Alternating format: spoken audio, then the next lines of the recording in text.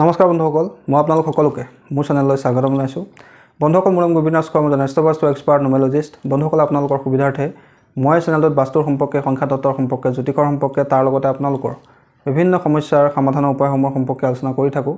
গতিকে যদিহে আপোনালোকৰ মোৰ চেনেলৰ ভিডিঅ'সমূহ চাই ভাল লাগে, অনুগ্ৰহ কৰি মোৰ চেনেলটো ছাবস্ক্ৰাইব কৰি ভিডিঅ'সমূহ লাইক কৰিব, কমেণ্ট কৰিব আৰু যিমান পাৰে শ্বেয়াৰ কৰিব।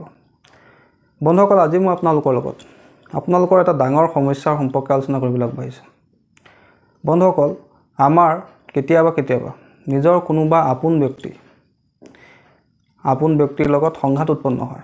সেয়া আপোনাৰ প্ৰেমিকা হ'ব পাৰে, প্ৰেমিক হ'ব পাৰে, স্বামী হ'ব পাৰে, স্ত্ৰী হ'ব পাৰে, আপোনাৰ সন্তান হ'ব পাৰে।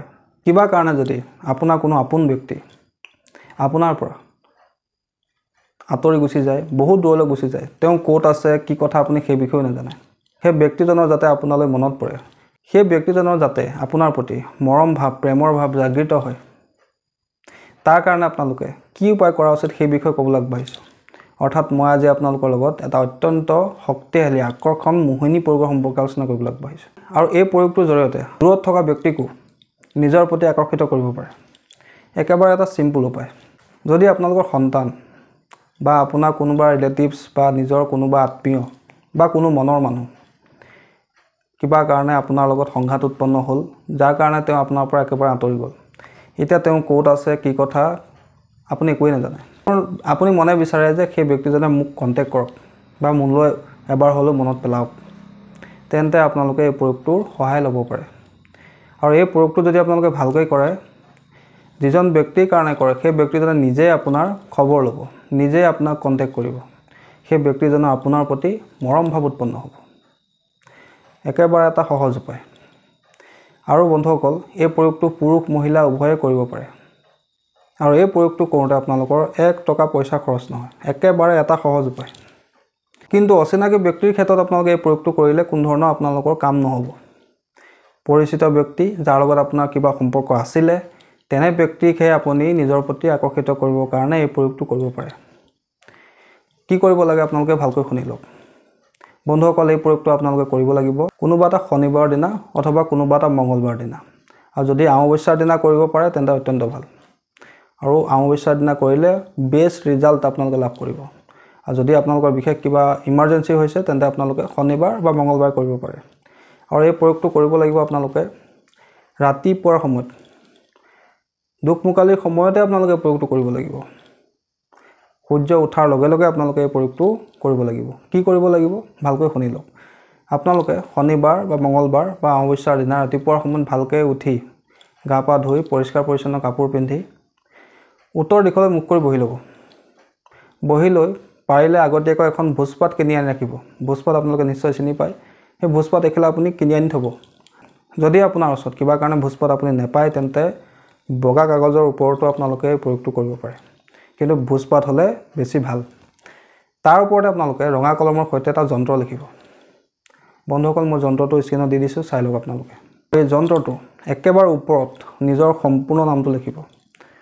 আৰু যন্ত্ৰটোৰ শেষত যাক আপুনি নিজৰ প্ৰতি আকৰ্ষিত কৰিব খুজিছে, যিজন ব্যক্তি আপোনাৰ পৰা দূৰত আছে, সেই ব্যক্তিজনে আপোনাক কণ্টেক্ট কৰাত আপুনি বিচাৰিছে, সেই ব্যক্তিজনৰ সম্পূৰ্ণ নামটো লিখিব।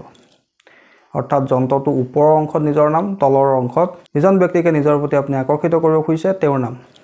আৰু এই প্ৰয়োগটো আপোনালোকে নিজৰ সন্তানৰ কাৰণে, নিজৰ স্বামীৰ কাৰণে, স্ত্ৰীৰ কাৰণে, প্ৰেমিকৰ কাৰণে, প্ৰেমিকাৰ কাৰণে, নিজৰ বন্ধুৰ কাৰণে, নিজৰ ৰিলেটিভছৰ কাৰণে, সকলোৰে কাৰণে প্ৰয়োগ কৰিব পাৰে। যন্ত্ৰটো লেখাৰ পিছত আপোনালোকে যন্ত্ৰটোৰ সন্মুখত এডাল ধূপ জ্বলাই ল'ব। ধূপ জ্বলাই লৈ যন্ত্ৰটোত চাৰিওফালে ঘূৰাই নিজৰ মনৰ ইচ্ছাৰ কথা ক'ব। আৰু ঈশ্বৰক প্ৰাৰ্থনা কৰিব যাতে মই যিটো উদ্দেশ্য লৈ এই প্ৰয়োগটো কৰিছোঁ, এই উদ্দেশ্যটো সম্পূৰ্ণ হয়। সম্পূৰ্ণ মনত আস্থা ৰাখি, ঈশ্বৰৰ প্ৰতি ভক্তি ৰাখি প্ৰয়োগটো কৰিব। মনত কিন্তু ডাউট ৰাখি এই প্ৰয়োগসমূহ কৰিব নালাগে, সম্পূৰ্ণ আস্থা ৰাখি কৰিব লাগে। নহ'লে কিন্তু কেতিয়াও আপোনাৰ এইবিলাক প্ৰয়োগে সহায় কৰিব আপোনাক নোৱাৰে। কৰি চাওঁ, দেখা যাওক কি হয়, এইধৰণে যদি আপুনি মনত ভাবি লয়, তেন্তে এই প্ৰয়োগসমূহ কৰাৰ কোনো অৰ্থ নাথাকে। সম্পূৰ্ণ পজিটিভ মাইণ্ডছেট লৈ, গুৰুৰ প্ৰতি ভক্তি ৰাখি, ঈশ্বৰক ধ্যান কৰি প্ৰয়োগসমূহ কৰিব লাগে। তাৰপিছতে আপোনালোকে এই যন্ত্ৰভাগ সৰুকৈ জপাই ল'ব।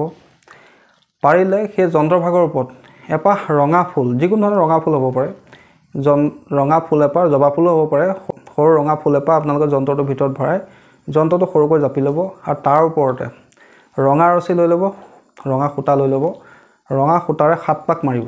যন্ত্ৰভাগ জাপি ল'ব আৰু জপাৰ আগত পাৰিলে তাৰ সেই যন্ত্ৰভাগৰ মাজতে এপাহ ৰঙা ফুল আপোনালোকে দি ল'ব আৰু সেই যন্ত্ৰভাগ সৰুকৈ জাপি আপোনালোকে তাৰ ওপৰত ৰঙা সূতাৰে 7 পাক মেৰিয়াই দিব আৰু লগতে 7টা গাঁঠিও মাৰি দিব।